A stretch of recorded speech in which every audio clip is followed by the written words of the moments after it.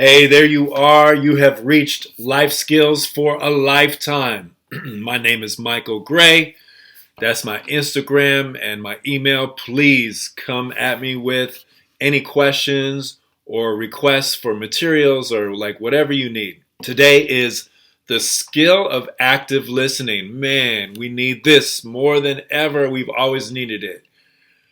Here is the research that I've used for this. Today's lesson comes from a manual that I have, and I just give it out. It's called the Conflict Resolution Manual, right? We need to learn how to solve conflicts in a much better way than we typically do. Here are some reasons why we have conflicts, okay, and why this really leads to why listening is so important. One of them is prejudice, and many conflicts take place because of difference in race, culture, religion, gender, age, how much money someone has.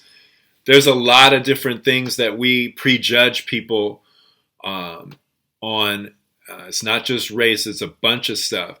So when we prejudge or think we know someone or assume that we know someone because of a group they're in, it usually leads to prejudice, and that leads to conflict. Another one is power. Man, this one's crucial. They all are, but many conflicts happen because one person or a group wants or needs to have power over or be the boss of another, and this leads to inequality, people feeling hurt, and inequities, not just inequality, but inequities too. And no one wants someone bossing them around, telling them that they're not as good as someone else, or implying, right, that they're not as good. It just leads to conflict. And I put in here parentheses like, look, teachers and parents that are trying to teach or encourage an important concept, and they're coming at you like a little bit hard or forceful, but what they're trying to teach is something that's beneficial. That's not what I'm talking about, that power part. Okay, that's more like wisdom, right? But if they're using their authority as a power to put down or to make you feel less than, that's part of the conflict problem, okay? So just because someone is in a position of quote unquote power, if they use it right, if they encourage and help others come up, that's not what I'm talking about. I'm talking about people that either abuse their power or think they have to have power over other folks. That's a problem. And then the last one is perceptions or differing opinions. Many conflicts happen because people or groups have a different perception or opinion on the same issue, and it's legit, meaning this is how I was raised, this is how I came up. Doesn't make it right or wrong, it just makes it legit because that's what you know. People can see the exact same thing differently. And again, the way we're brought up, our values, how we feel about ourselves, like our belief in how our life will work out, those are all things that work together to form our perceptions or opinions, and this can lead to conflict. When we fail to communicate on these issues, a conflict that could be resolved grows into a real problem. So all of these happen. We're human. It just happens. When we communicate, though, which is the active listening part that we're going to do right now, when we communicate, people can learn, people can grow, people can move past their prejudice, their need or their feeling of needing power. People can move past their perceptions when they need to be a different opinion or different perception based on facts. Okay, but it's when we just cancel, when we just don't talk about it or listen, then that's where the problems really, really grow. So, active listening is the key to communication. So first, what I'd like you to do, like in your phone or on a piece of paper or whatever, write down on your paper, or like I said, wherever, the answer that best describes your communication skills. It's important to be just honest with yourself. This is part of self-awareness. All right. And the three answers are yes, no, sometimes. So you're going to choose from those three answers for each one. Number one, Do you make eye contact when listening? Right? Do you watch and do these kind of quick? Think, but like really be honest. Do you watch the person's body posture and facial expressions?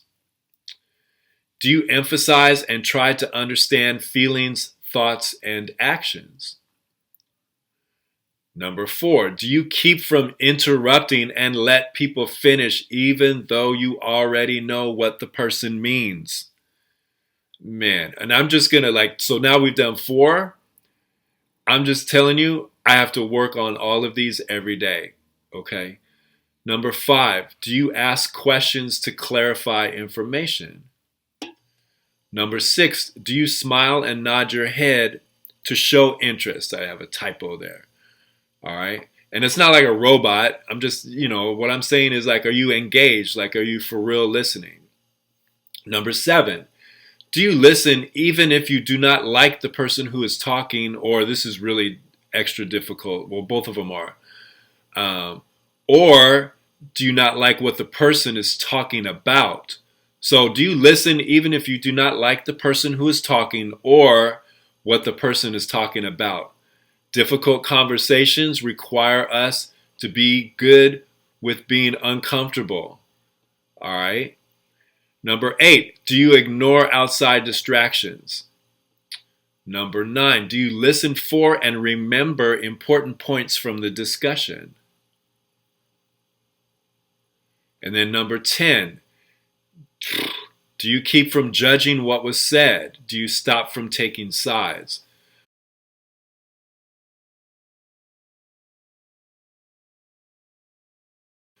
So active listening is really the skill of working through all this stuff. So as I said here, if you answer no or sometimes, it means you have an opportunity to improve your skills. That's the only way to look at it. You don't suck, no judgment, you're not whack.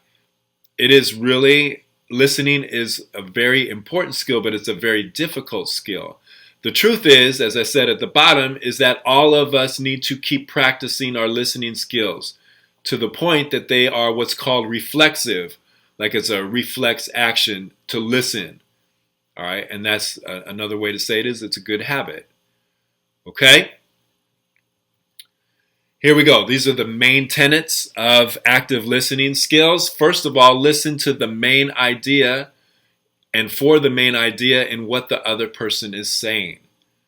They could be going all over the place, right? But when we're trying to listen actively, we're looking for what the main thing is that they're saying. And how can you get to the main part of what they're saying? Ask questions. Ask questions to be sure you understand what the other person is saying, right? So that it gives them a chance to clarify, right? Because you're asking them a question, or not clarify so much, but go deeper. And then the clarification part is the next part, restating. So after they've said what they need to say, you're going to restate what you think you heard the other person say. You're going to say it back to them in your own words. Or you can repeat, if you're good at memorizing, then you can repeat it back to them in their language. This gives them a chance to clarify their message, like, yes, that's exactly what I'm saying. Or no, let me tell you again. All right? And then you just go through it again. You listen, you ask questions, and you restate it until you guys are on the same page. All right? So here's a couple tips. You have to want to listen. I have to want to listen. I have to have this emotional engagement into what someone is saying.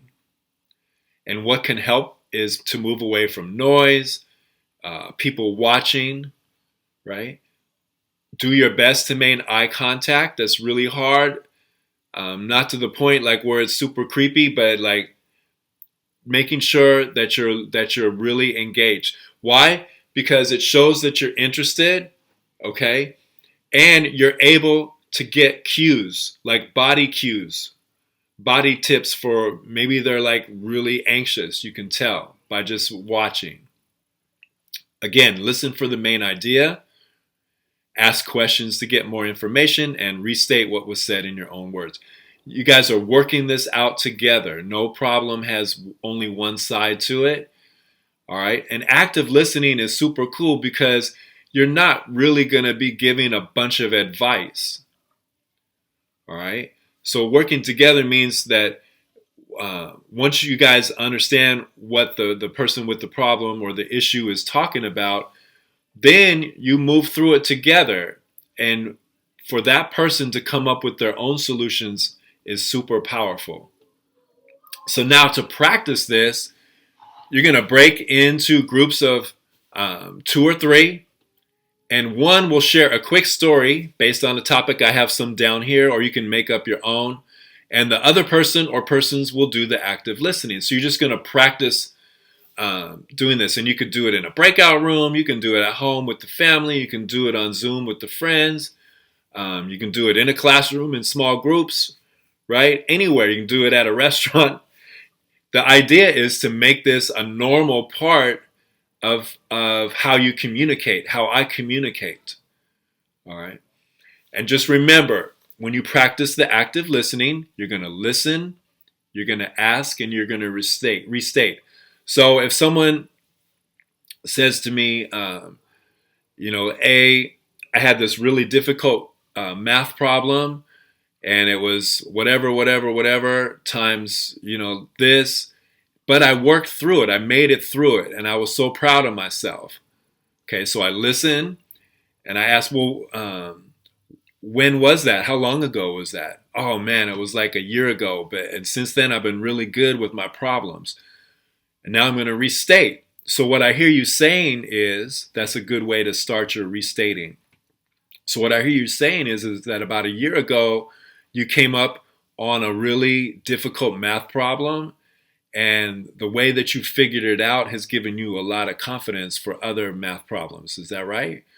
And then they'll say yeah or no. Okay. So what I hear you saying is, or I heard you say, what I heard you say was, that's the restating part. Okay. And you can use any topic you want. Like I said, try and keep your story to like 2 minutes. But here are some possible topics. And I just did this one. Talk about a difficult math problem you figured out. Talk about why you like your favorite show. Talk about your favorite outdoor activity.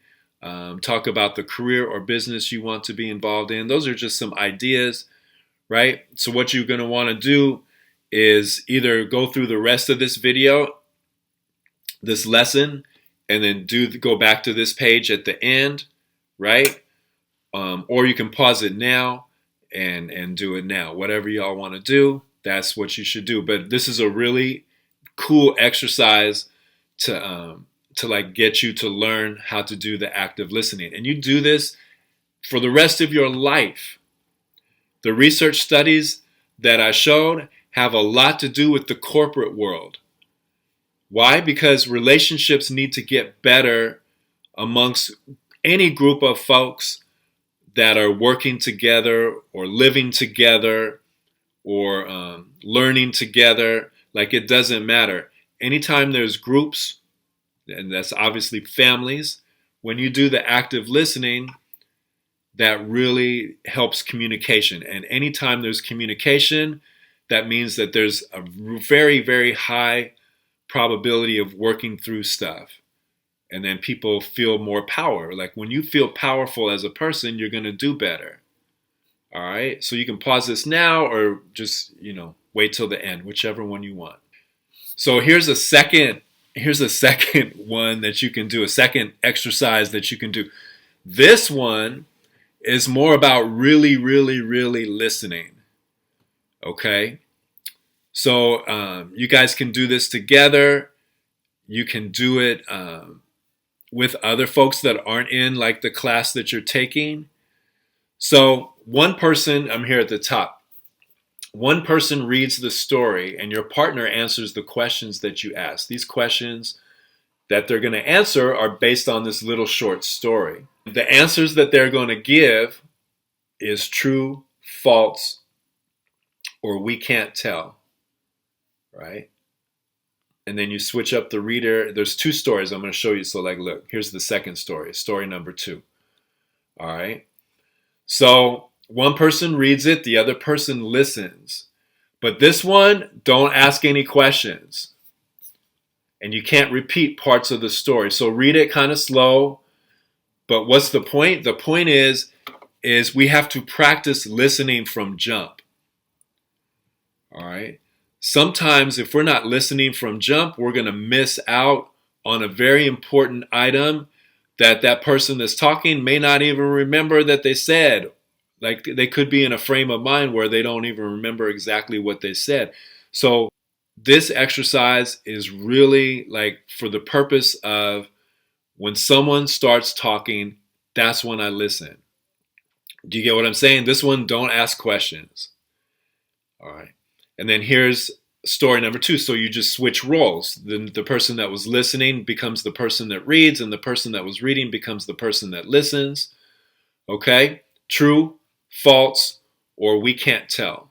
And then you guys, after you do it, you guys can work out the answer together. Like you may disagree on whether it was true, false, or we can't tell. And then you work that out.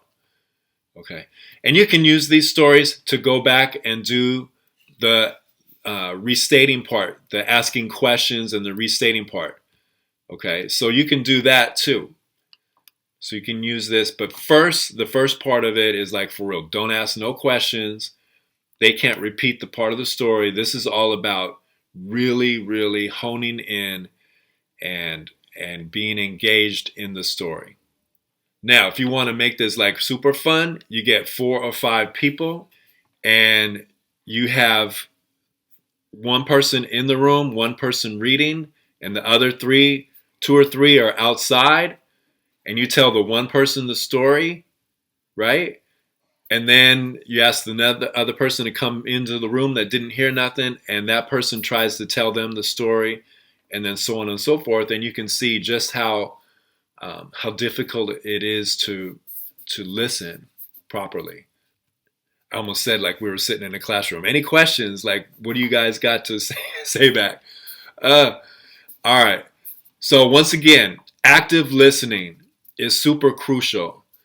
Listen, ask, restate. Be committed. I'm at the tips part now. Be committed to understand what's being said. Try get away from distractions. Keep your eye contact the best that you can. Listen for that main idea. Ask questions. It's okay. And then restate what was said in your own words. That's how we get down this active listening, man. What a dope skill. And once again, what are we asking? We're asking everyone at their schools to push their principal, their district, their superintendents, their board of education to adopt, and not just adopt in words, but like in actions, that we need to elevate mental wellness skills equal to academics, right? At this point, they're barely on the radar. They're throwing social emotional learning, SEL lessons out every once in a while, but that's not how we got to get down. It has to be elevate mental wellness skills equal to academics, because they are. And the truth be told, like those articles, the research is from the corporate world. And when are we expecting people to learn active listening or how to breathe for their emotional stability, and how to not be negative, and how to live in gratitude, and the importance of drinking your water and eating right and getting enough sleep? We just expect people to, I guess, get it through a book or something when they're 30 years old. We have to be doing this stuff now, because these are the skills that translate to whatever you want to do for the rest of your life.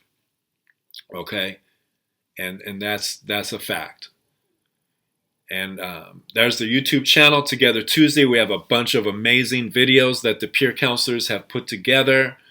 That's my email address again. And then the PDF of a bunch of stuff that you can use about anxiety, depression, grief and loss.